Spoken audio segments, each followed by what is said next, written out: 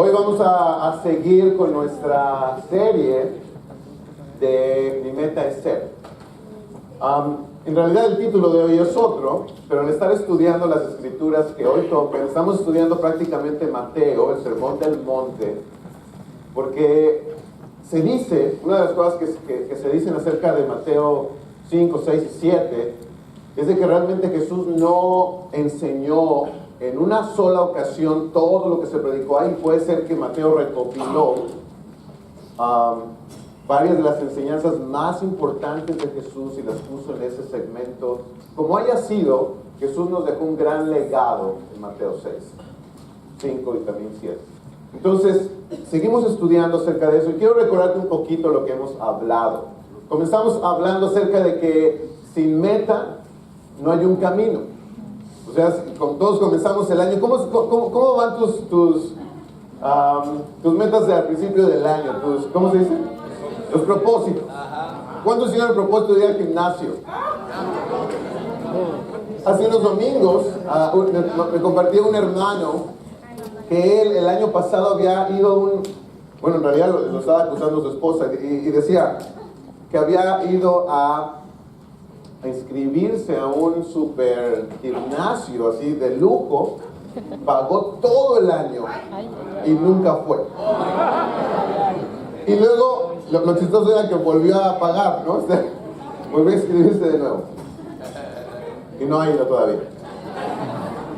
¿Cómo están tus propósitos? Si no tienes una meta clara, que te apasione, que deseas, no tienes un camino, no vas a poder buscar tiempo para lograrlo, ni prepararte, nada, y se va a perder en el tiempo. Hemos estado hablando de que cuando Jesús se vuelve nuestra meta, es cuando encontramos el verdadero sentido de prosperidad.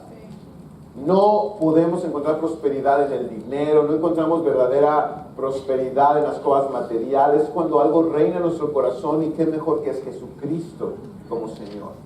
Hemos hablado también de que una vida en Jesús es una vida en la cima. Jesús se fue con los discípulos, mucha gente lo siguió ahí en la cima de la montaña donde él comenzó ese famoso sermón, y realmente les puso, miren, vivir conmigo así es vivir desde arriba, es otra calidad de vida, es otra calidad de pensamientos, es otra manera de sentir y de ser.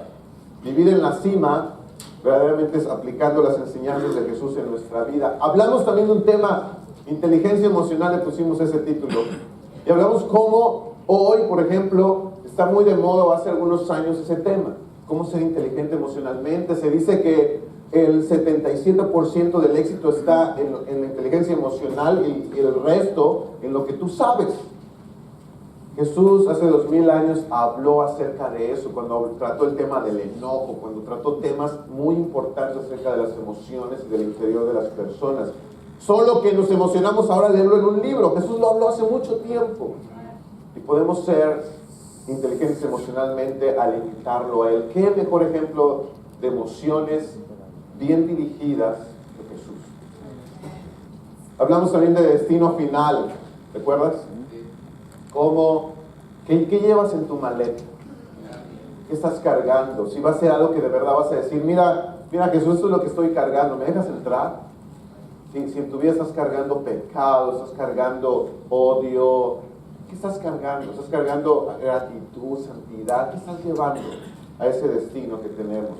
Y sabes, deseamos con esta serie, si tú nos estás acompañando y todos somos cristianos, deseamos con esta serie poder comprender mejor el cristianismo real para una vida real. No solo hablar de altos conceptos, de esto suena muy bien, pero después, ¿cómo le hago? Jesús fue muy práctico. Jesús sí se puede imitar. Eso es lo que queremos ir aprendiendo cada vez más profundamente. Pero bueno, toda meta tiene amenazas. ¿Estás de acuerdo? Por ejemplo, cuando alguien que sea deportista y tiene el sueño de ganar un campeonato, o tal vez en su deporte individual una medalla, o ir a los olímpicos, ¿cuáles son las amenazas de un deportista? Una lesión. ¿Qué más? Que caiga en el camino, se lesione. Hay amenazas externas y amenazas internas. Por ejemplo, si esa persona no se presenta a entrenar por varias veces? Va a estar muy por debajo de su capacidad. Esa persona comienza a ir a fiestas, a drogarse, y ya no hablando de religiosidad, sino simplemente por no cuidar su cuerpo, puede ser que no termine ganando lo que quiere. Hay amenazas. Por ejemplo, un estudiante que quiere sacar buenas notas. ¿Cuáles son las amenazas de ese estudiante? Si no estudia, procrastina, dejarlo todo para después. ¿O con qué amigos se junta? Si se junta con los amigos como Elliot, va a sacar buenas calificaciones, ¿no? Si se junta con amigos como decir nombres, quien sea, que no les gusta estudiar, hacer tarea, déjalo, no tengo que estudiar, déjalo para después, diviértete, vive la hora. Son amenazas para no terminar. La persona que decide hacer a Jesucristo el Señor de su vida, ¿qué amenazas puede tener? Eso es lo que vamos a hablar hoy. Pero al mismo tiempo Jesús nos habla de recompensas. Eso es lo que vamos a estar estudiando hoy, amenazas y recompensas. Esta semana las noticias estuvo lleno de muchas cosas terribles. Una de ellas, que a mí más me conmocionó, fue el asesinato de 21 personas en Egipto, Siria. Y quisiera mostrarles un video.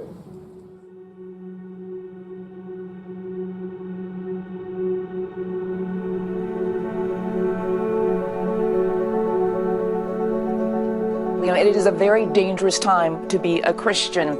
Torture, beheadings, destruction of the highest level of persecution of Christians. A church congregation barricading themselves in from hundreds of riot police. Are enduring attacks for their faith like along with never the savage before. Kidnappings of Christian schoolgirls in Nigeria by Boko Haram and the burning of Christian images churches. Of violence dominate headlines. Christians are being warned they have a choice: convert to Islam, pay a very steep price, or face death. Chilling new video showing the beheading of 21 Egyptian Christians. Beheadings of 21 Christians. 21 Christian men beheaded by Islamic State. The title of the video is a message signed with blood to the nation of the cross. We have seen the sharpest jump in violent attacks against Christians. We need to make the persecuted church an issue of prayer.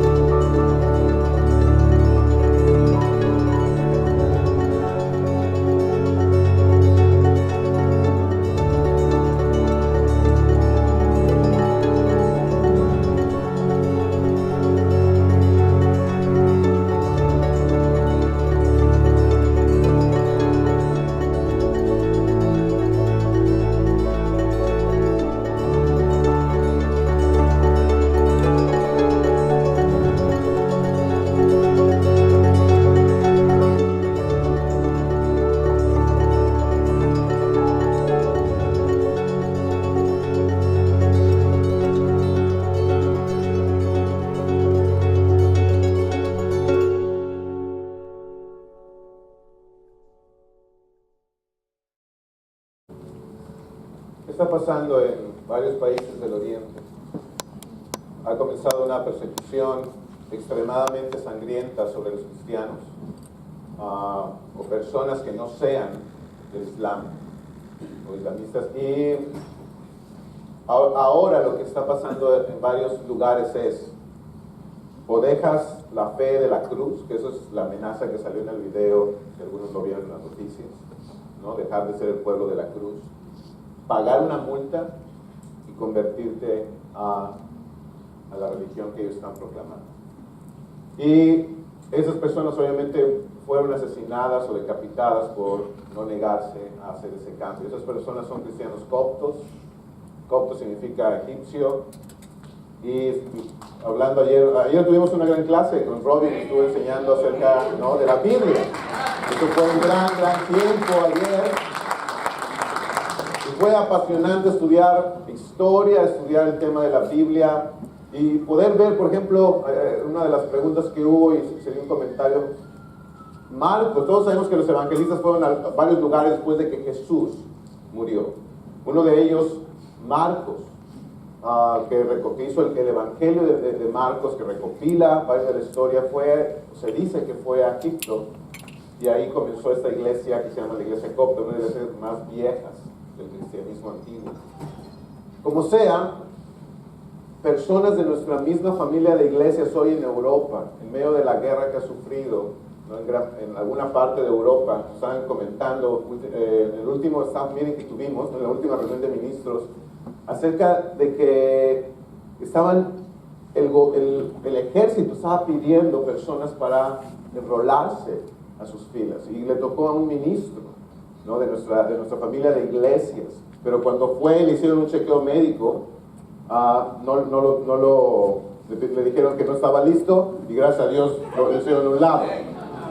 Pero aún hermanos nuestros en varias otras partes del mundo sufren persecución, sufren muchísimas cosas que son amenazas externas, y debemos estar conscientes y aún dedicar tiempo a orar por otros que no sabemos siquiera lo que significa ser cristiano. Pero nosotros en esta parte del mundo tenemos otras amenazas. Acompáñame a Mateo 6:1. Mateo 6:1. Vamos a leer, a seguir leyendo estas enseñanzas de Jesús en el sermón. Dice la Biblia: cuídense de no hacer sus obras de justicia delante de la gente para llamar la atención. Si actúan así, su Padre que está en el cielo no les dará ninguna recompensa. Por eso, cuando des a los necesitados, no lo anuncies al son de trompeta, como lo hacen los hipócritas en las sinagogas y en las calles, para que la gente les rinda homenaje. Les aseguro que ellos ya han recibido toda su recompensa. Más bien, cuando des a los necesitados, que no se entere tu mano izquierda de lo que hace la derecha, para que tu limosna sea en secreto. Así tu Padre que ve lo que se hace en secreto, te recompensará. Cuando oren, no sean como los hipócritas, porque a ellos les encanta orar de pie en las sinagogas y en las esquinas de las plazas, para que la gente los vea. Les aseguro que ya han obtenido toda su recompensa. Pero tú, cuando te pongas a orar, entra en tu cuarto, cierra la puerta y ora a tu Padre que está en lo secreto. Así tu Padre que ve lo que se hace en secreto, te recompensará. Y al orar no hablen solo por hablar, como hacen los gentiles, porque ellos imaginan que serán escuchados por sus muchas palabras. No sean como ellos, porque su Padre sabe lo que ustedes necesitan antes de que se lo pidan.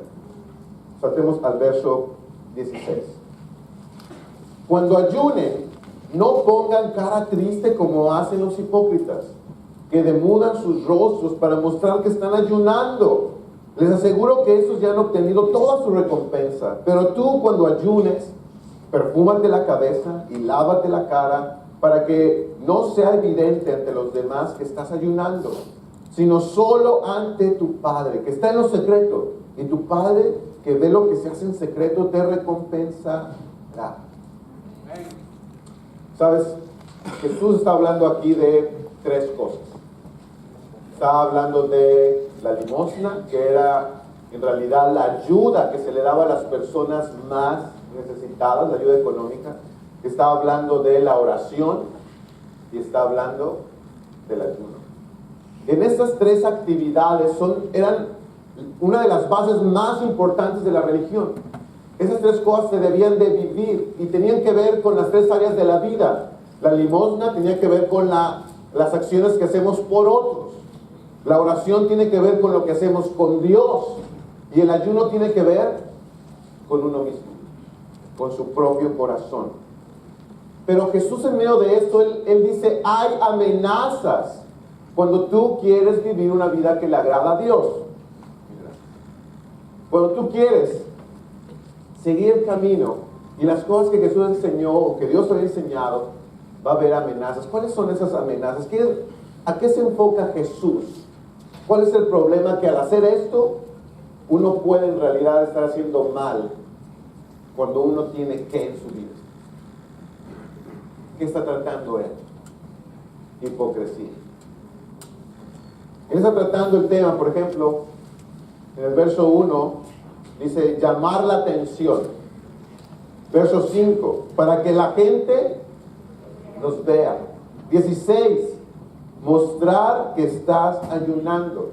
En otra versión dice, para que los demás los admiren. En el tema de dar dinero, en el tema de la oración, dice, para que todos puedan verlos. Y en el tema del ayuno, para que la gente los admire por sus ayunos. Estos comportamientos tienen consecuencias. Cuando una persona decide, ok, yo quiero seguir a Jesús, ok, yo quiero obedecer la palabra de Dios, uno tiene que cuidar las amenazas internas. Vas a tener amenazas de gente que te va a criticar seguramente. Va a haber amenazas. En esta parte del mundo no tenemos tal vez estas amenazas que hemos visto en las noticias. Pero mientras más las convicciones cristianas se diluyan en nuestros países, no en este país, va a comenzar a haber otras amenazas. Por ejemplo, hoy en día ya están las leyes preparadas para que todas las iglesias acepten el matrimonio homosexual. Así que hablar, aún decir, no hablar en contra, sino hablar sobre lo que la Biblia dice acerca del homosexualismo, pronto será un delito por considerarse una transgresión contra otro ser humano. Muy pronto, en otros países de Europa se va a aceptar la pedofilia. Adultos que tienen relaciones sexuales con niños, y ya no se va a ver como abuso, porque hay derechos que protegen, supuestamente. Eso ya está a punto de darse. Hay un partido político que lo está impulsando, lo hemos hablado una vez. Hay cosas, el mundo está cambiando. Y las amenazas se van a volver más cercanas y más serias de lo que creemos. Es seguro. Hoy pastores y gente que predica acerca de cosas como el pecado seriamente, por alguien que escucha y no le gusta y va con la policía y dice, esa persona está transgrediendo mis derechos, puede ser metido a la cárcel en algunos países. Muy pronto llegaremos a otro nivel. El punto es, ¿estamos preparados para enfrentar cualquier amenaza externa? Yo te voy a decir no, si las amenazas internas no las dominamos primero. ¿Y eso a qué me refiero? Cuando hacemos las cosas por obtener la atención de la gente. Cuando hacemos las cosas para que la gente nos vea, pero cuando la gente no me ve, soy otra persona. Quiero que me admiren, quiero que me digan, que me reconozcan. Pero el punto de eso es que me inflo cuando me ven, me da fuerza cuando otras personas reconocen lo que hago, pero cuando no hay nadie diciéndome qué hacer y cuando no hay nadie animándome, me desinflo. Y dejo de hacer lo que supuestamente es mi convicción hacer. Una actitud así tiene dos muy graves consecuencias. La primera es, otra vez en el verso 1, dice, tengan cuidado, no hagan sus buenas acciones en público para que los demás los admiren. Hay que aclarar algo, no está diciendo que no hagamos acciones en público. Porque después algunos dicen, no, pues ya no voy a hacer nada, ¿no? Que nadie me vea. Alguna vez platicé con alguien que decía, no, yo no quiero orar en público porque la Biblia dice que... No es eso. Dice, no lo hagan en público para que los demás los admiren. Pero si yo hago, aunque sea algo en público, mi motivación no va a ser obtener tu admiración o tu aprecio, va a ser por glorificar a Dios, por hacer lo que es correcto. Entonces, dice, porque cuando somos así, dice, perderán la recompensa de su Padre que está en el cielo. En el verso 5 Jesús vuelve a aclarar, cuando oren, ¿no? Es el tema de la oración, no lo hagan para ser vistos, y se les aseguro que los que son así, dice, ya han obtenido toda su recompensa. En el 16, en el tema del ayuno, dice, les aseguro que estos ya han obtenido toda su recompensa. ¿Qué quiere decir esto? ¿Qué quiere decir? Que perdemos lo que Dios tiene para nosotros ¿O a qué se refiere que ya hemos sido recompensados? Jesús exactamente da el punto en el blanco cuando dice, ok, si tú estás buscando el reconocimiento de los demás, sí lo vas a obtener, y eso va a ser tu única recompensa. Dios no te va a glorificar, Dios no te va a honrar, porque tú no estás buscando la honra de Él, estás buscando la de la gente. Si es la que busca, ya la obtuviste. No va a haber nada más para ti. ¿No te ha asombrado cuando tal vez alguien, por ejemplo, escoge una cosa que vale muy poco, en lugar de escoger algo más, tan solo se esforzar un poco más? Y dices, oye, si pudieras comprarte esto mejor, si esperas, si ahorras. No, esto está bien. Yo sé que se va a romper en poco tiempo, pero de una vez ya lo quiero. A veces somos así. A veces somos así con Dios. ¿Sabes qué? No me puedo esperar a la honra, al aprecio que un día voy a recibir en el cielo. Lo que necesito es aquí. ¿Por qué tenemos esta tendencia a buscar la honra de los demás? ¿Sabes? Eso es una infección en la iglesia, en las familias, en las personas cristianas. Es una infección terrible. Porque nos somete a una esclavitud de vengo a la iglesia, oro, ayuno, doy dinero, pero al mismo tiempo vivo una vida que no le agrada a Dios, una vida que sé que está mal, pero la sigo viviendo. Sé que es hipocresía, pero ni modo, Dios me va a entender. Sé que soy un mal ejemplo a las personas, pero bueno, ahí voy tratando. Y no hay una clara conciencia de que caminar con Jesús sí es vivir en la cima con Él. ¿Qué sucede? Nos convertimos en hipócritas. ¿Qué es un hipócrita? Es alguien que finge una creencia, una convicción, un sentimiento que no tiene realmente. Cuando alguien dice, oh, te amo, pero ni siente eso, siente lo contrario. Hoy te gustó la comida, oh, me encantó. Me encantó solo por quedar bien. No expresan lo que de verdad sienten ni lo que piensan. Por ejemplo, en el griego, la palabra hipócrita significa, la primera parte de la palabra significa máscara y la segunda significa respuesta. Quiere decir que una persona hipócrita responde con una máscara. No sabes lo que realmente está pasando por su corazón. Otro problema de la hipocresía es, quiero agradarte, me vuelvo hipócrita porque sé que algún pensamiento mío, alguna actitud mía no te va a gustar, prefiero agradarte. Eso me hace después condenarme, perder lo que Dios tiene para mí. Es un círculo vicioso. ¿Realmente queremos eso? ¿Realmente vale tanto la pena eso? En Marcos 7:6 dice la Escritura, Él les contestó, tenía razón Isaías cuando profetizó acerca de ustedes, hipócritas. Según está escrito, este pueblo me honra con los labios, pero su corazón está lejos de mí. ¿Qué característica tiene una persona que cae en la hipocresía? Su corazón está lejos realmente de Dios.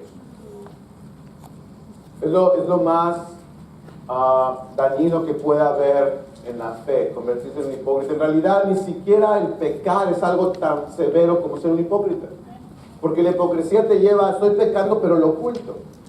Estoy pecando pero lo guardo. No quiero recibir regaño o corrección. No quiero la vergüenza, lo oculto. Pero en ese ocultar uno pierde mucho. Pero ¿sabes qué es lo que más uno pierde? El corazón hacia Dios. Este pueblo me honra con los labios. Piensa, ¿está tu corazón conectado con el de Dios? ¿Estás orando, ayunando, ayudando a los pobres, pero conectado al corazón de Dios? En Mateo 23:13, Jesús nos da otra definición y dice, ay de ustedes, maestros de la ley, fariseos hipócritas, les cierran a los demás el reino de los cielos y ni entran ustedes ni dejan entrar a los que intentan hacerlo. Ni entran ni dejan entrar. El problema con la hipocresía es este, que uno supuestamente está haciendo algo que debe hacer, pero al mismo tiempo no lo hace comprometido Jesús lo dijo en Apocalipsis, ojalá fueras frío, ojalá fueras caliente, pero como eres tibio, esto es lo que va a pasar. Hay una consecuencia grave. Y sabes, el mal ejemplo de algunos cristianos hace que otras personas no quieran nada con el reino de Dios. No quieran nada, aunque sea escuchar Biblia, no, iglesia, no. A veces por malos ejemplos que ven a nuestro alrededor. Hijos, ¿sabes? No quieren ni siquiera nada por ver nuestros ejemplos como padres. Personas que nos conocen. Piensa cómo estamos impactando al mundo a nuestro alrededor. Ahora, con eso no quiere decir que tú y yo somos totalmente responsables de que alguien se salve o no. Pero a veces sí ser hipócrita sí ayuda a que personas no quieran nada espiritual. ¿Estás entrando al reino? ¿Estás dejando entrar? ¿Estás anunciando con el ejemplo? ¿Sabes? En Mateo 23:15, Jesús dice, hay de ustedes, maestros de la ley y fariseos hipócritas. Recorren tierra y mar para ganar un solo adepto. Y cuando lo han logrado, lo hacen 2 veces más merecedor del infierno que ustedes. ¿Sabes? Esto obviamente, este mensaje es solo para comprender qué amenazas tengo yo, cristiano en este siglo, viviendo en Estados Unidos, aquí en Boston. Nadie te está persiguiendo, nadie está corriendo contra ti, meterte a la cárcel o quemar tu familia o tu casa. Pero qué cosas sí son peligrosas es volvernos hipócritas. Es el mayor peligro que tenemos.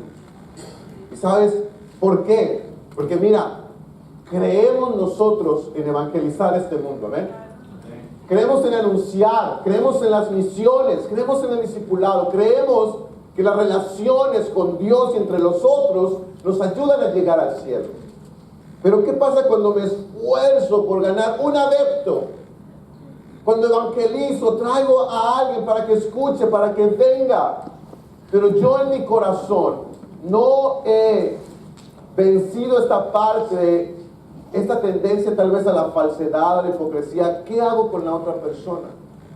Uno puede, dice, hacerlo 2 veces merecedor del infierno.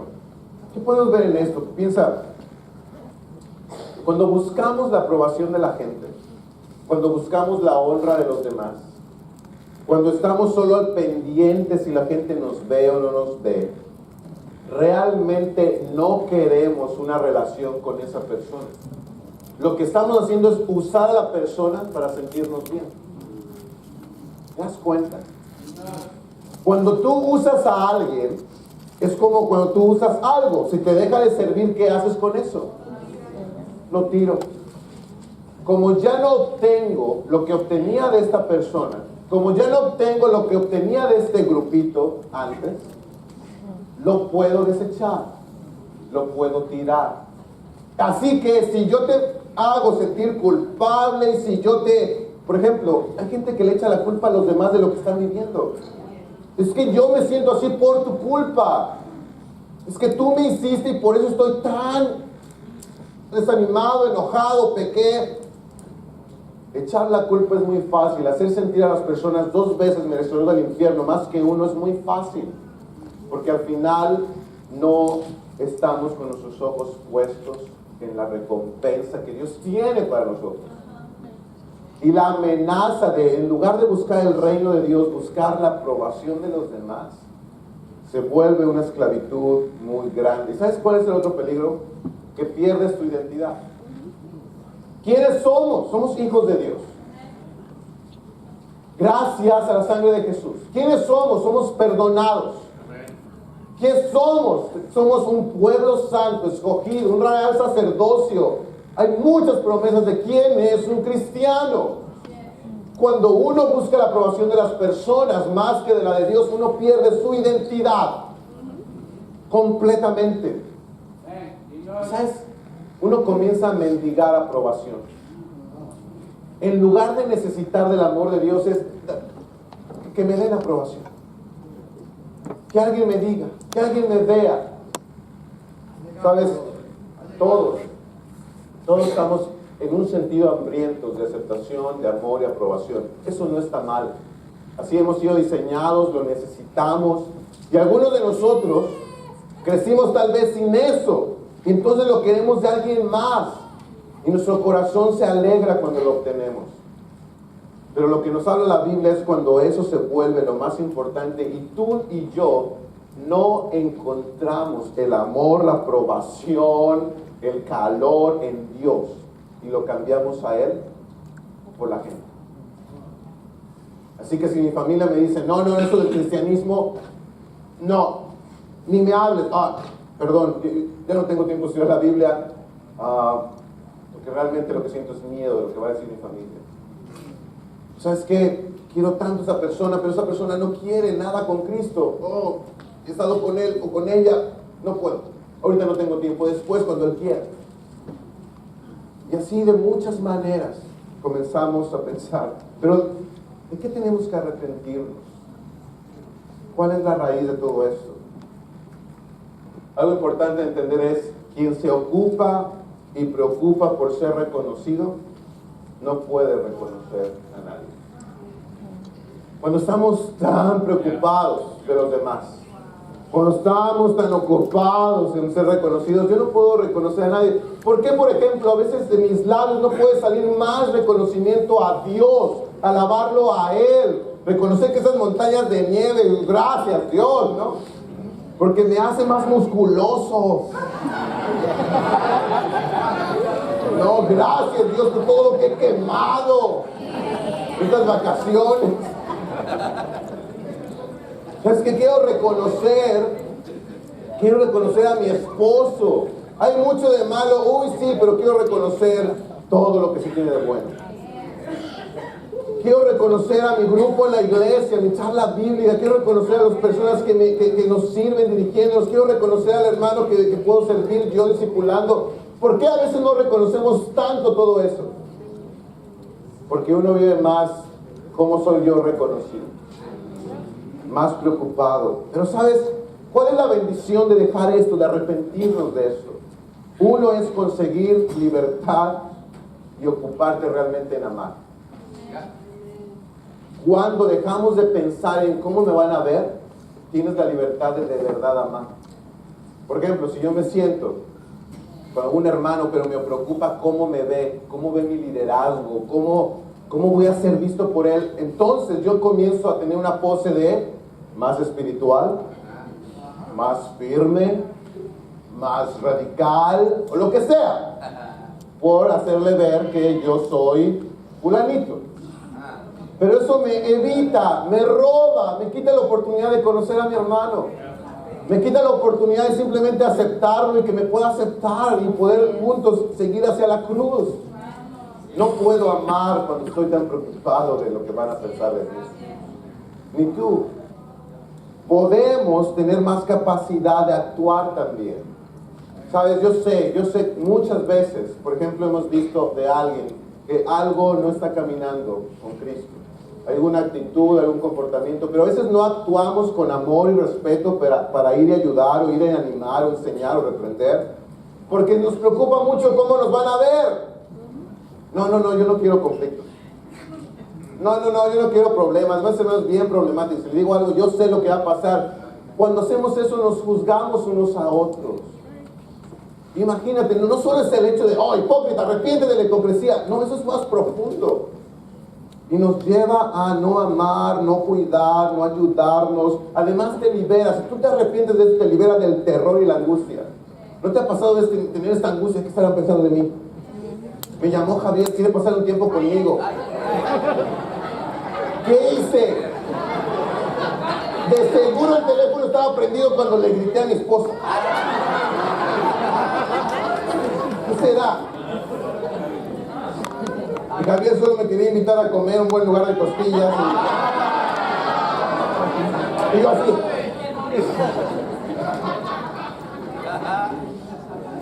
No vale la pena. No vale la pena la hipocresía. Nos da terror y angustia. Eso no vino Jesús a darnos. Esa no es la recompensa. Vivir en paz es otra consecuencia. Y mira, puedes ser constante, seguro, firme en Cristo Jesús, porque no dependes de nadie más para hacerlo. O arrepentirnos de la hipocresía tiene una gran bendición. No depender de nadie para orar. No depender de nadie para estudiar por mí mismo las escrituras. No depender de nadie para congregarme o ayudar a otros. No dependo de nadie para respetar a mi esposa y a mi hijo. No dependo de nadie para ser puro. Dejar la hipocresía da tanta libertad, tantas bendiciones. Y recuerda, ese pecado solo produce esclavitud y todo lo que hemos hablado. Ahora, ¿cómo construir? ¿Cómo construir un ambiente espiritual? Hablemos de nosotros como familia. Hablemos de las familias cristianas. Hablemos de lo que podemos hacer para construir un ambiente donde no exista la necesidad de ser hipócrita, ni de quedar bien, ni de sentirnos, de sentir esta carga de agradar a otros. Primer lugar, arrepentimiento. No puede existir un cambio profundo sin arrepentimiento.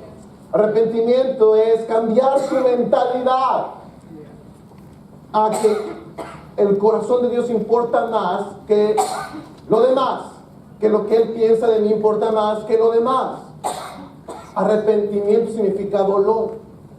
Dolor de vivir de una manera tan esclavizada, vivir de una manera que desagrada a Dios, vivir al final en la mentira.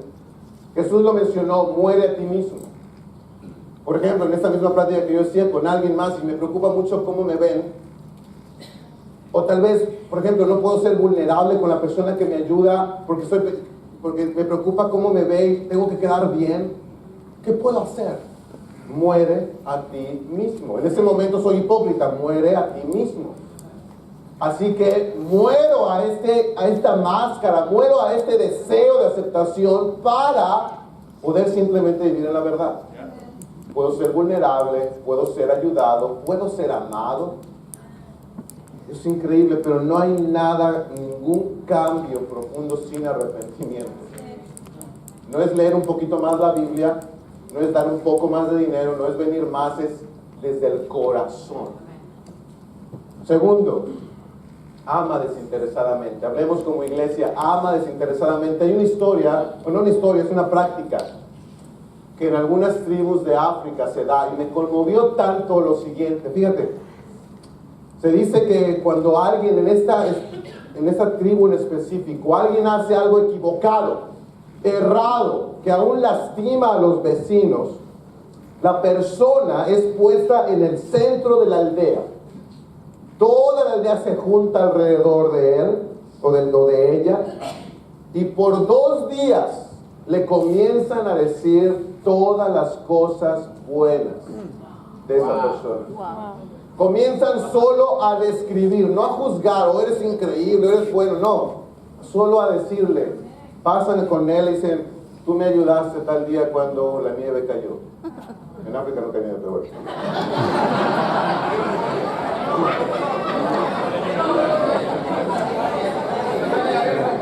Cuando el león me quitó el brazo. Pasa el otro. Yo me acuerdo que tú cuidaste a mis niños. Muchas gracias. Pasa otro. Yo estuve triste y tú me animaste. Pasa otro. Pasa y le recuerdan las cosas que hizo por 2 días. Porque esta tribu tiene la creencia de todos nacemos buenos. Solo que en este caminar de querer hacer las cosas correctas, también hacemos muchas cosas equivocadas. Y lo que tratan de hacer con esta tradición es recordarle quién es la persona. Ahora, uno diría, bueno, esto es de África, ¿qué hay con el cristianismo? El cristianismo tiene todo que ver. Dice la Biblia, en Cristo somos hechos nuevas criaturas, nuevas personas, amén. Dice la Biblia que tenemos un espíritu nuevo. Dice la Escritura que hemos sido justificados gracias a la sangre de Cristo. Eso quiere decir limpiados, justos, no le debemos nada a Dios por la sangre de Jesús. Estamos bien con Él. No es de que peco, ya Dios ya no me ama, ya vuelvo a portarme bien 2 días, Dios me vuelve a amar más. Eso no es una máquina. Ya somos amados, ya somos aceptados, ya somos perdonados, ya tenemos esperanza. Pero en el camino a veces hacemos unas tonterías increíbles. A veces pecamos garrafalmente, pero ¿qué pasa si entre nosotros quitáramos el juicio?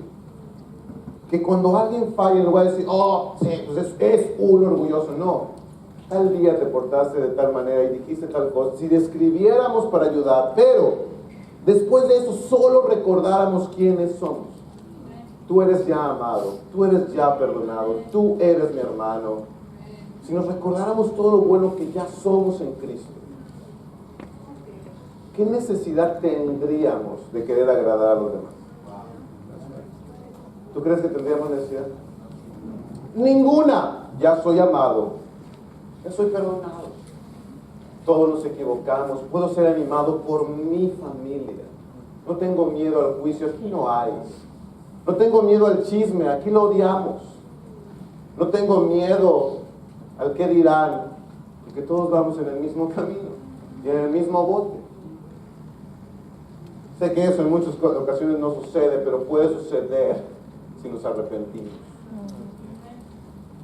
Si en verdad entendemos, ya Jesús hizo una gran obra en nosotros. Así que, querer agradar a la gente es igual a hipocresía. O caemos en eso. Y el resultado de eso es condenación. Terminemos en Mateo 24. Mateo 24.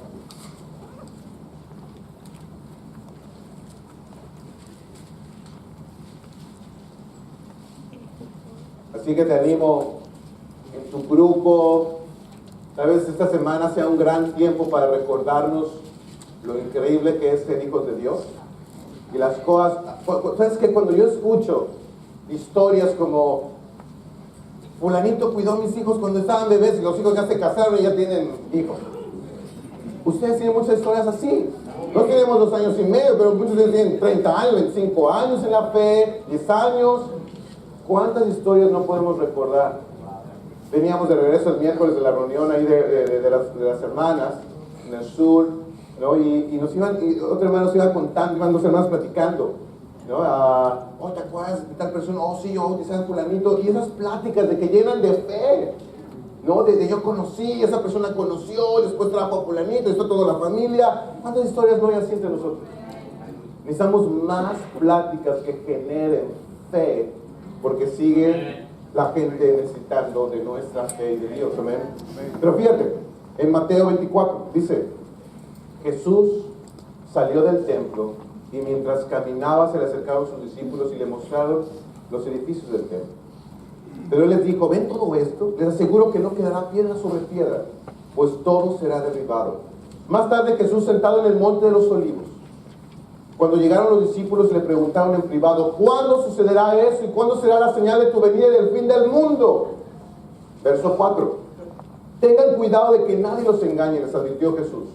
Vendrán muchos que usando mi nombre dirán, yo soy el Cristo, y engañarán a muchos. Ustedes oirán de guerra y rumores de guerra, pero procuren no alarmarse. Es necesario que esto suceda, pero no será todavía el fin. Se levantará nación contra nación y reino contra reino. Habrá hambres y terremotos por todas partes. Todo eso será apenas el comienzo de los dolores. Entonces los entregarán a ustedes para que los persigan y los maten. Y los odiarán todas las naciones por causa de mi nombre. En aquel tiempo muchos, escucha esto, en aquel tiempo muchos se apartarán de la fe. Unos a otros se traicionarán y se odiarán. Y surgirá un gran número de falsos profetas que engañarán a muchos. Habrá tanta maldad que el amor de muchos se enfriará. Pero el que se mantenga firme hasta el fin será salvo. ¿Alguna vez has sentido, los que tienes un poco más de tiempo en la fe, has sentido, es que las cosas ya no son iguales? Como que falta algo. Como que falta amor. Como que algunos se han ido. Necesitamos estar conscientes de una realidad que Jesús dijo.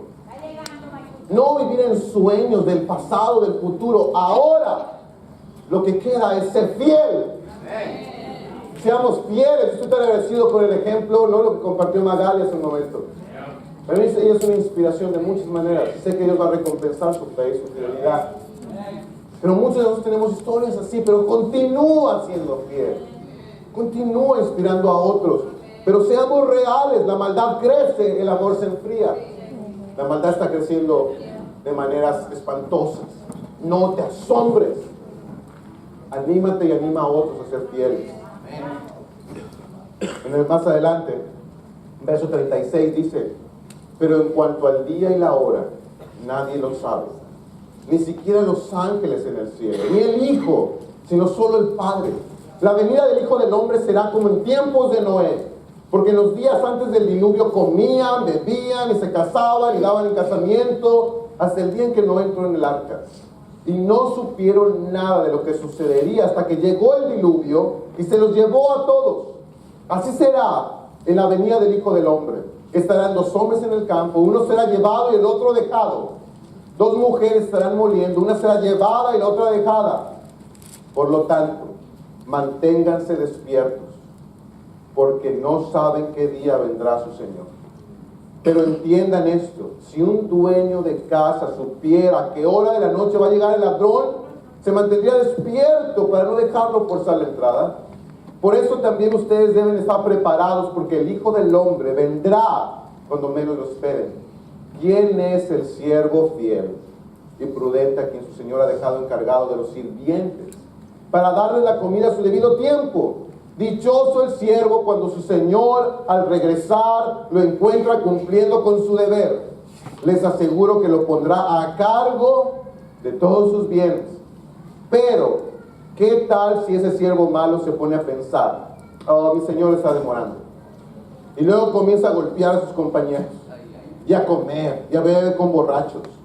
El día en que el siervo menos lo espere, a la hora menos pensada, el Señor volverá, lo castigará severamente y le impondrá la condena que reciben los hipócritas. Y habrá llanto y rechinar de dientes. En otra versión dice: lo cortará en pedazos al sirviente. Nadie sabe si esto es tan literal como quería decirlo Jesús, pero está ahí. ¿Cuál es el llamado? ¿Cuál es el llamado de esto? Al final de lo que leímos en Mateo, donde comenzamos, dice: así nadie se dará cuenta de que estás ayunando, excepto tu Padre, quien sabe lo que haces en privado. Tu Padre, quien todo lo ve, te recompensará. Hay una recompensa para la hipocresía, pero hay una gran recompensa para los que caminan fielmente con Dios. Te animamos a que si tú estás visitándonos hoy, un día estaremos cara a cara con Dios y no importará lo que los demás piensen. Por eso dice: tú y yo en privado. ¿Quieres ayunar? Agrádame a mí. ¿Quieres ofrendar? Agrádame a mí. ¿Quieres orar? Agrádame a mí, porque un día te estoy preparando. Escucha bien esto: te estoy preparando para el día en que estemos tú y yo solitos. Si te gusta estar conmigo desde este tiempo en la tierra, te va a encantar estar conmigo. Si no te gusta estar conmigo, aún en el tiempo que te di, 30, 50, 100 años, no te va a gustar estar conmigo cara a cara. Compañero. Querido Señor y Padre, ¿qué más palabras poder decir? Dios, no queda más, Señor, que hoy de muchas maneras pedirte perdón. Yo te pido perdón, Dios, por las veces en que me ha preocupado más lo que la gente piensa de mí. Te pido perdón, Dios, cuando he puesto más el deseo o el anhelo del reconocimiento, más que de tu honor que puedo recibir, porque tú lo has prometido, que tú honras a los que te honran. Señor, qué bendición es vivir sin hipocresía. Qué bendición, qué libertad. Cuánto fruto hay de eso, Señor. Personas, Señor, estoy seguro, personas, cientos, miles. Tú puedes hacer un avivamiento, Dios, de tu pueblo, haciendo que miles se vuelvan a ti tan solo porque tienes